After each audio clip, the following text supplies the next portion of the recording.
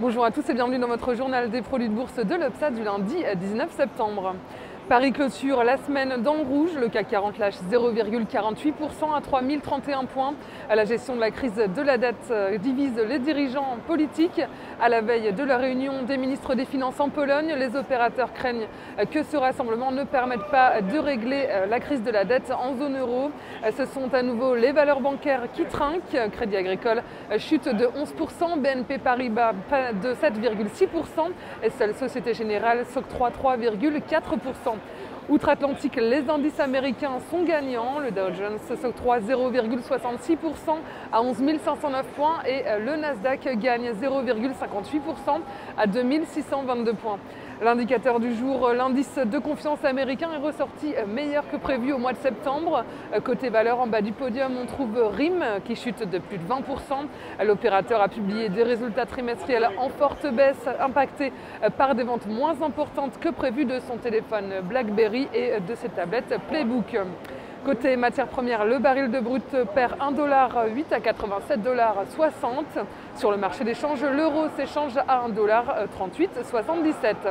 Sur le marché des dérivés, les volumes sont en baisse à 24,9 millions d'euros dans une séance de léger repli.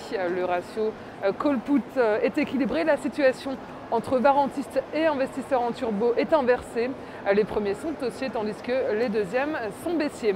Concernant la répartition par type de produit, les échanges en certificats benchmark 100% restent élevés à 37%, les turbos sont stables à 34% et les varants sont à 24%. En ce qui concerne la répartition par sous-jacent, les indices continuent à monter avec 73,5%, les matières premières sont à 12,6% ainsi que les actions à 12% également. Dans la top 10, on retrouve en tête du podium le CAC à 35,8%, l'or est à 8% et le pétrole à 2%. Côté actions à suivre, on retrouve les financières avec BNP, Société Générale et Crédit Agricole. On retrouve également les télécoms avec Bouygues et Alcatel-Lucent. La valeur du jour, c'est aujourd'hui l'industriel Renault. Graphiquement, le titre s'est affranchi de son canal descendant le 15 septembre dernier. La moyenne mobile à 20 jours est orientée positivement et fait actuellement office de support aux alentours des 26 €. Dans ces conditions, une poursuite de la dynamique haussière est à attendre en direction des 30,25 €, voire des 32,30 €. La stratégie qui vous est proposée pour jouer cette valeur, c'est l'achat du warrant put Renault à 4 917 T d'Unicredit au prix d'exercice de 35 € et d'échéance au 2 décembre 2011.